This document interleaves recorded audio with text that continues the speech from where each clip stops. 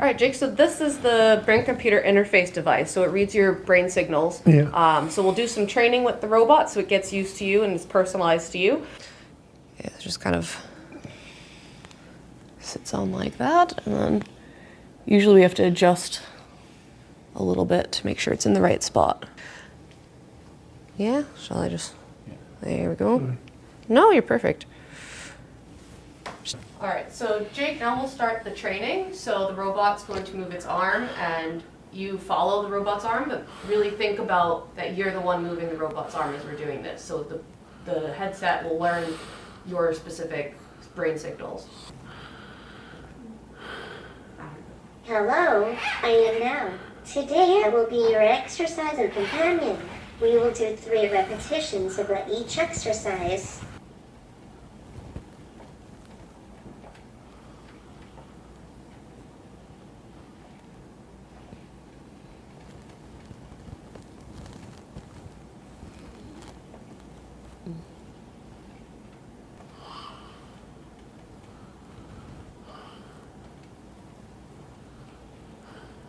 So really feel like you're moving the robot's arm. Strange, but being used to human physio for the last 6 months is hard to replace, but having this and having nothing, so people are isolated.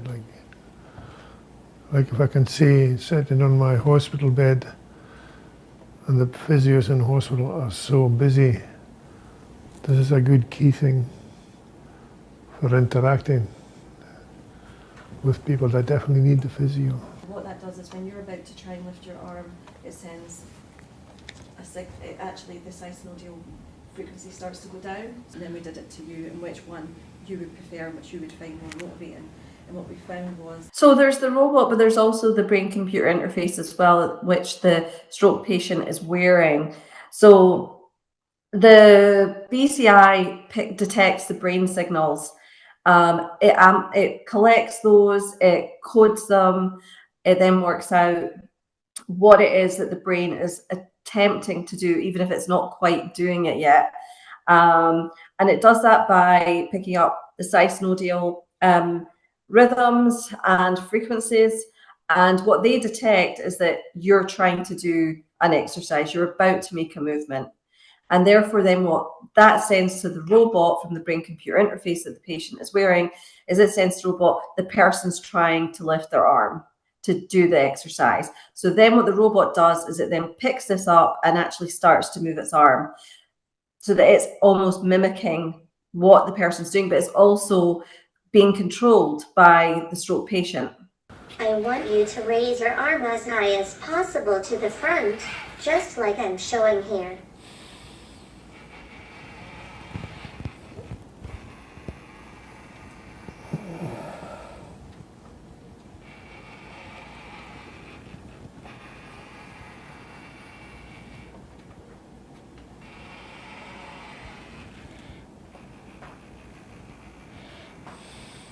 Well done.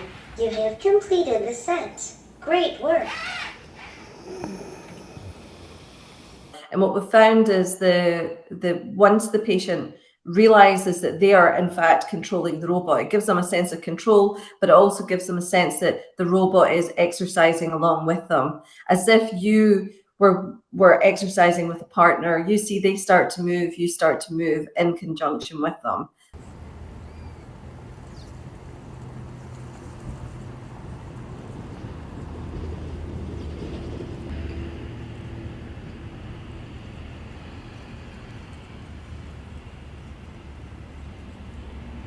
This project is so important. We know how vital it is that especially stroke patients get the treatment they need as effectively as possible and as quickly as possible.